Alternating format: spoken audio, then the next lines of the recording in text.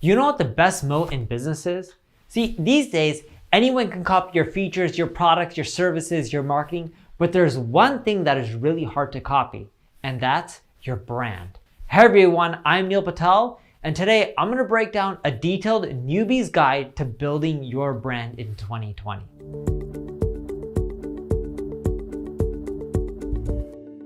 Before we get started, make sure you subscribe to this channel, and if you're on YouTube, click the alert notification. That way, as I give more tips like this, you'll get notified. Tip number 1, be active member on the most targeted communities that you can think of in your space. And most importantly, help people out, right? Like comment on other blogs, adding as much value as possible and help them. Participate in Facebook groups that are related to your niche. Teach people one-on-one in these communities how they can be better. Go to places like Quora, Reddit, Yahoo Answers, and help out people in all these areas. This will build up your brand in these communities. And when you do this, what you'll find is you'll be known as an expert over time. It won't happen overnight, but over time. Now, here's the secret. When people answer other people's questions and they're like, yeah, I want to do this for brand building, most people just do this like with one sentence, but people can see right through that. If you want to build up a really big brand and have a loyal audience, you need to go super in depth. The more in depth you go, the more you help people, the better off you are. So I wouldn't go and just write, hey, 1 or 2 tips here or there and answer it. I would try to actually include paragraphs. And if you want a super pro tip, what you can do is you can actually take the questions you're answering and create blog content around it that goes super in depth. And if you're not sure what questions to write these content pieces on, use Ubersuggest, go to the keyword ideas reports. You'll see a questions tab. It'll show you all the questions people are looking for within your space. Now here's some motivation for you. One of my students, Jared, launched his skincare website years ago named Skincare by Elena. He started helping people out, answering their questions. When he did this, he got 931 visitors during his first week and 12 sales. It's that effective. Tip number 2, be a guest on other people's podcasts. The concept of a podcast tour works so well. Like book tours, you go around the world and you speak and people buy your books. You can do the same on podcasts, but you don't even have to leave your living room. Heck, you can have Netflix on in the background, put it on mute, and be on a podcast and start spitting out some advice. So hit up everyone in your space and ask them if they'd be open for you to be a guest, and break down some of the things that you can talk about that's relevant to their podcast that their listeners would want to see that would also help brand you as well. Now, if you don't know how to find these podcasts, you can go to the iTunes store and look at all the podcasts there, or you can just Google keywords in your industry space podcast, and you can see a list of all the podcasts that are going up.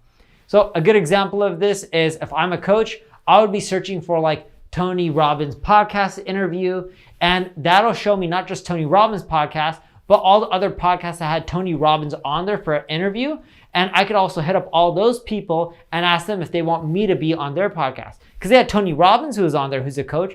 If I'm a coach as well, that's a good fit. Now here's a pro tip. When you're doing your outreach, start off by only hitting up 3 people and give them 3 different topics that you can talk about. So if you hit up 3 people, give them each different topics that you can talk about. And the reason being is you'll start seeing what resonates with people, and that'll give you more ammunition. So when you hit up 3 more people, 6 more people, 10 more people, you start giving them topics that you know that other podcasters like versus ones that no one's responding to. Because if you're giving topics that no one wants and you start hitting up 20 podcasters and give them all the same topic, well, if none of them liked it, you're not going to get in any of these shows. And then when you respond and email them back and give them good topics, they ignored you the first time. They're like, we already got emailed by this person. Let's just ignore them. So you don't want to burn your bridges with all those people. You want to start off small, only email 3 people, test out 3 different topics, and then from there, expand. Tip number 3, create your own podcast and interview guests. This is great because if you interview the Tony Robbins of the world or anyone who's an influencer within your space, because you're associated with them, you're on the podcast with them, it also boosts your credibility as well. And this makes you seem more like an authority, which helps build your brand.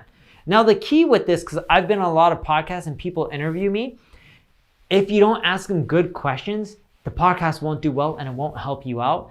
People will just be like, oh, that was a terrible podcast interview. So I want you to listen to all the podcasts that any guest that you invited on, have been on. Look at the questions they answered. That'll help you figure out the right questions to ask them, because you don't want to just regurgitate the same information over and over again. You want to ask them new stuff that's personal, that they're not talking much about, that makes your episode so exciting that they'll want to share it on their social profiles, which will then increase your traffic and also boost your brand as well.